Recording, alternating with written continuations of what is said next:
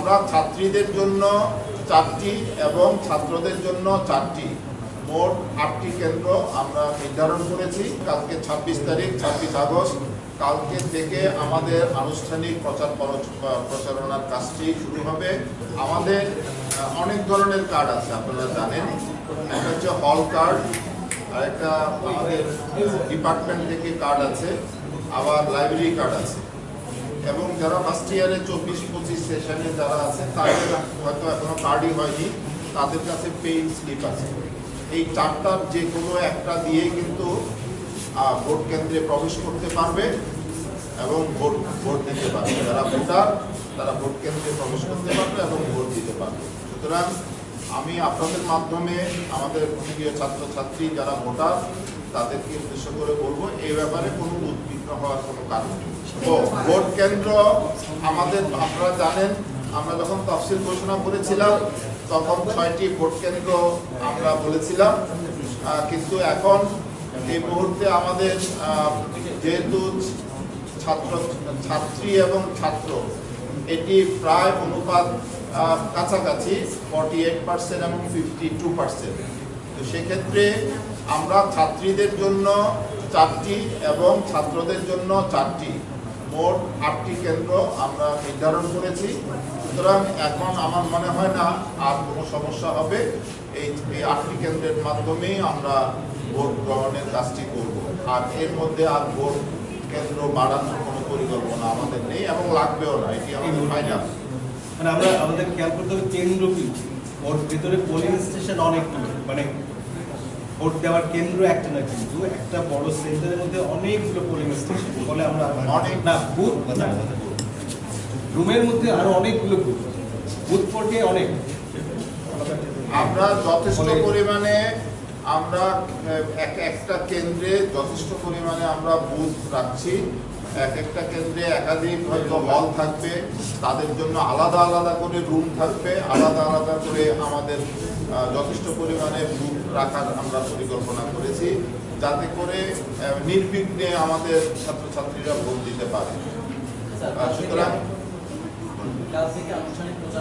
সে ব্যাপারে যদি বলি, কাল থেকে আপনারা জানেন কালকে 26 তারিখ 26 আগস্ট কালকে থেকে আমাদের আনুষ্ঠানিক প্রচারণার কাজটি শুরু হবে। আমরা আগামীকাল 11টার সময়, আপনারা জানেন যে হল সংসদ নির্বাচন এবং ডাকসু সব মিলে 1600 প্রার্থী। তো সবার সাথে হয়তো আমরা একসাথে বসতে পারবো না, কিন্তু আমরা হল সংসদ এবং ডাকসুর ভিপি, জিএস, এজিএসদের সাথে আগামীকাল 11টায় আমরা আচরণবিধি মান্য করা সহ, আমরা যেহেতু কালকে থেকে আনুষ্ঠানিক প্রচারণা শুরু হবে, তার প্রাক্কালে আমরা তাদের সাথে আনুষ্ঠানিকভাবে ভিপি, জিএস এবং এজিএসদের সাথে একটু বৈঠক করার আমরা পরিকল্পনা করেছি। সুতরাং তাদেরকে আমরা এই মেসেজ দিতে চাই, আপনারা যে কথাটা বলেছেন বিভিন্ন অংশীজনদের থেকে বা স্টেক হোল্ডারদের থেকে যেটা কথাটা আসছে যে লেভেল প্লেইং ফিল্ড আছে কিনা। সুতরাং আমরা এই বিষয়গুলো নিয়ে তাদের সাথে তাদের দৃষ্টি আকর্ষণ করব এবং আচরণবিধি মেনে যে কয়টা দিন তারা প্রচারণার সুযোগ পাবে তাদেরকে আমরা অনুরোধ করব, যাতে করে সবাই একটা সৌহার্দ্যপূর্ণ পরিবেশে সহাবস্থান বজায় রেখে শ্রদ্ধা এবং যে সবার যে আন্তরিকতার সাথে যাতে করে সবাই প্রচারণা অংশগ্রহণ করে, সেদিকটা সামনে রেখে তাদের সাথে আমরা কালকে বৈঠক করব এবং আনুষ্ঠানিক প্রচারণাটা আমরা উদ্বোধন করব। বৈঠকটা সিনেট হলেই হবে কালকে 11টার সময়।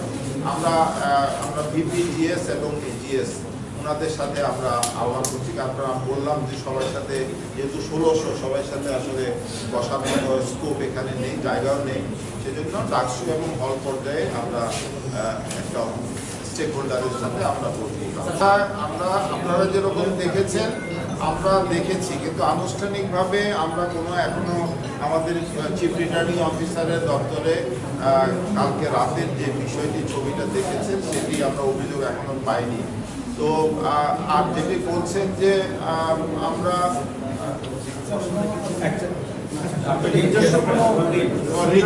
নিজস্ব ব্যবস্থা, অবশ্যই আমরা পরিকল্পনা নিয়েছি, আমরা প্রত্যেক ক্যাম্পাস এবং হলসমূহে আমরা আমাদের যে চিফ রিটার্নিং অফিসারের দপ্তরে আমরা যে 10 জন আমরা কর্মরত আছি, আমরা কিন্তু সার্বক্ষণিকভাবে আমরা এটা অবজার্ভ করব।